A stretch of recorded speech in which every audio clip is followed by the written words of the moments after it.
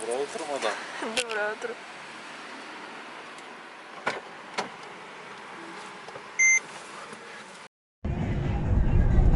Good morning. Часът е 7. Батко ви е крив, сънен, но днес е последния ден, в който може да тестваме колата преди новата ролка. А ми се иска да имаме наистина хубави тестове с и без лед на хладно време, за да видим после реално какви са подобренията. Cheers! Идеята на днешното видео е не само да мерим ускорения, но също така на отделен телефон ще пуснем логове на температура на входящия въздух, също така и налягане, за да може после адекватно да сравним с новата ролка.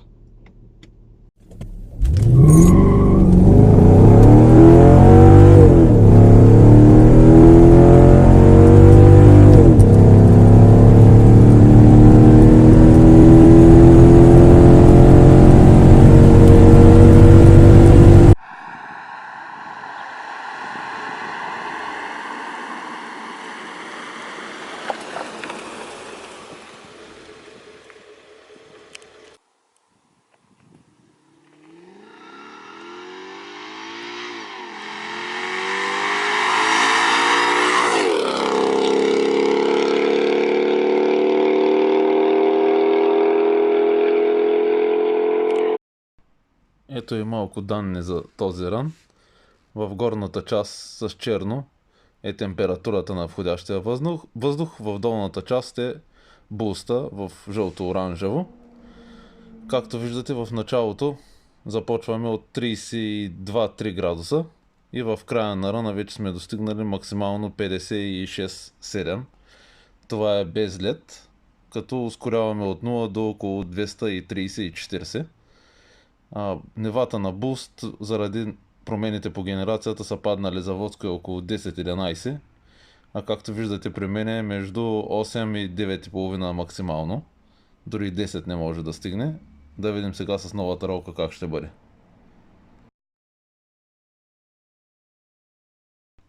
Ето го и пълния репорт от 400 метра. Резултат 12,48 на четвърт миля с терминална скорост близо 186, като това е с около 2 км по-висока скорост от досегашните ми всички опити. Но главната причина да не успеем да си подобрим времето е 60-те фута. Гумите просто не искаха да захапят този ден и това е, какво ли не опитвах. От по-ниски обороти, от по-високи обороти, загрявах ги, оставах ги да изтинат. Нямаше никакво подобрение, но и затова сме измислили лек, за който ще споделя с вас в едно от следващите видеа.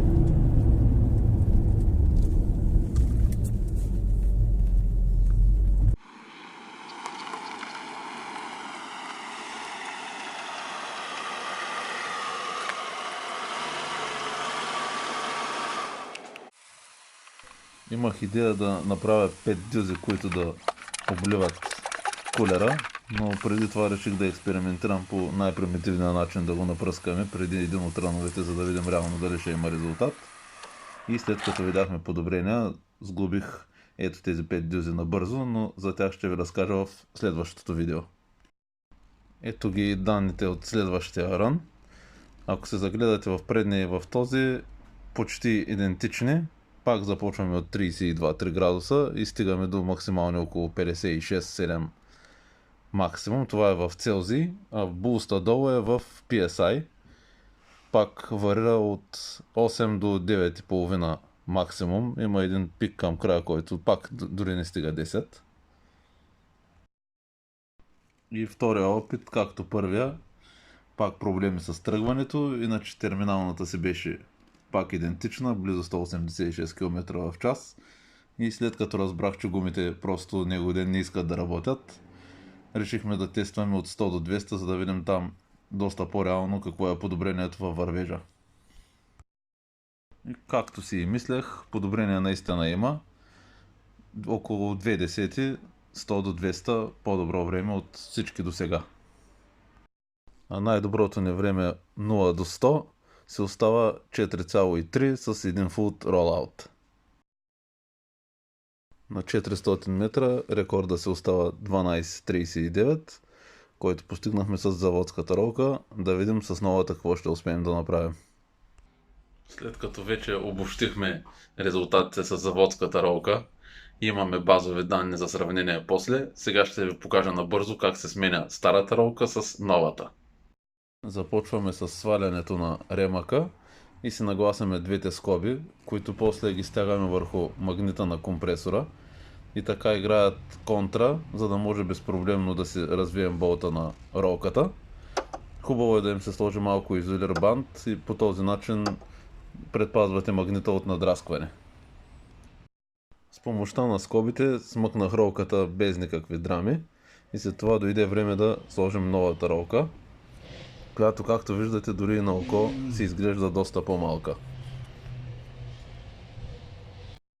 Пак с помощта на двете скоби стягаме ролката до необходимите 60 Нм и след това монтираме ремъка и вече сме готови да отваряме студена бира.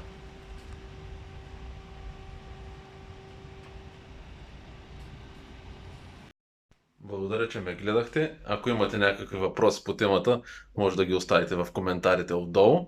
Също така може да ме намерите в Instagram.